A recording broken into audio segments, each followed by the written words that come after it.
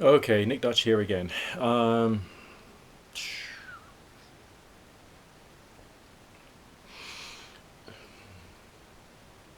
Right, okay. I'm reaching this point of thinking that, with reflection on all my experiences and everything else that I've been through and what I've been practicing, that maybe I'm reaching a point of actually creating a formula. Um, a formula for how to start to develop anomalous phenomena. I think I'm understanding it. I think I'm understanding the explanation of it, but I'm still like not 100% sure because I never am 100% sure and never will be 100% sure. But it does seem to me as though there is a path of development which anyone could do, which could lead to providing some of the milder, weird experiences, which could then help to show people that the physical itself is not all there is.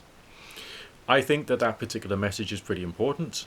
I think it leads us to think more about what we are as people and maybe go through personal change and actually try and work on much more of what we are as individuals. I think it's very good therapeutically for society to have that understanding. Although, like, not in every case. Right, some people go off the rails, some people go really, really dark. Some people think they've got powers they haven't got. Some people make all kinds of claims, and people making false claims within the magical world is nothing new. And it is, in fact, something that's been going on for centuries. However, as magic has been going on for centuries, millennia, since the dawn of time, possibly even since pre-humans appeared and other forms of hominids before the Homo sapiens came along probably did something similar, don't you think that as a discipline, it needs to kind of like mature in terms of what the explanation should be about? All right, when you go for magical training, do you learn magic or do you learn a cult? I think to the most part you're learning a cult. I don't think to the most part you're learning magic. Namely, the ability to, or the attempt to utilize meditative and prayerful techniques for the purposes of attempting to achieve something anomalous, which I think should be what my personal definition of a discipline of magic should be. Doing what Dion Fortune said, magic is a change of states of consciousness in conformity with the will. Okay, fine. But, so what? Aleister Crowley said that magic was being and doing. Great, that's helpful. In what way does that create a separate discipline? Alright, it doesn't. So, when we think about the subjects, anyway, when we think about magic and witchcraft and the rest of it, we're thinking about Ouija boards and crystal balls, we're thinking about circle casting, okay? We're not really thinking about getting a job as an accountant, right? But that's the kind of thing he was talking about, right? So, let's not use our language badly. Let us not use our thoughts badly. Let us try and build an explanation which will actually be beneficial and, to the most part, will be able to take people to either a better place personally speaking, because their emotions will be different, they'll be calmer, more contemplative, and be able to get on better with society and be able to work on social understanding better. That's one thing.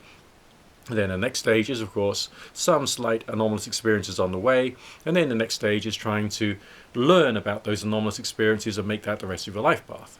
Okay, I don't think that there's anything that we could say or do which would qualify someone. You are what you are at that time. And the things I did a long time ago, I can't do now.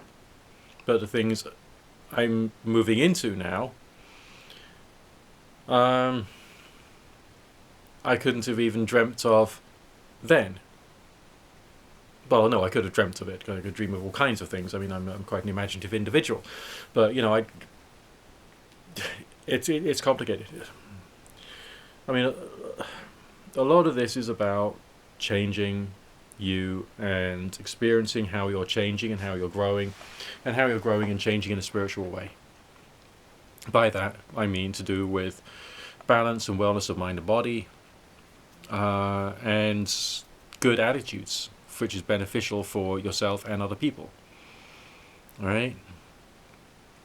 But the generation of the anomalous experiences and attempting to train in different ways is essentially one of the most important endeavors, because that must come before you do something like Reiki healing. That must come before you do something like being a spiritual healer. That must come before you're doing rituals to try and communicate with the angel of death, like I did.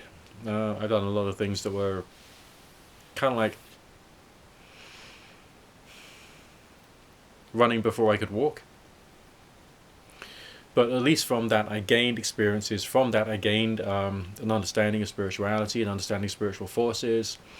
And it became like the starting point of other things. But what did I do right and what did I do wrong? And how could I create a cohesive program and plan for people which could then enable them to have experienced some of the things I've experienced in my life? Okay? And without the cultural BS of saying magic works. Okay? I think I'm pretty much there. Now it's just a question of writing it down. I have tried to do some writing, because I was writing firstly about my health journey and how complicated it was, and all the things I had to look into, and why I needed to do it, and so on and so forth. And I thought to myself, hang on a second, if I write that, and then I write another bit, which is more to do with the spirituality, occult, divination, and all that kind of stuff, wouldn't I actually have, therefore, in more arcane language, a herbal and a grimoire? Possibly. But it would all be based upon something a bit more true. I mean, being involved in magic, when there's so much history of BS in magic, and there's so much BS in the magical communities these days, it's difficult. Because, there's so many things I don't want to be associated with, so many attitudes and points of view I don't want to be associated with, and which I don't have, and which I don't support at all.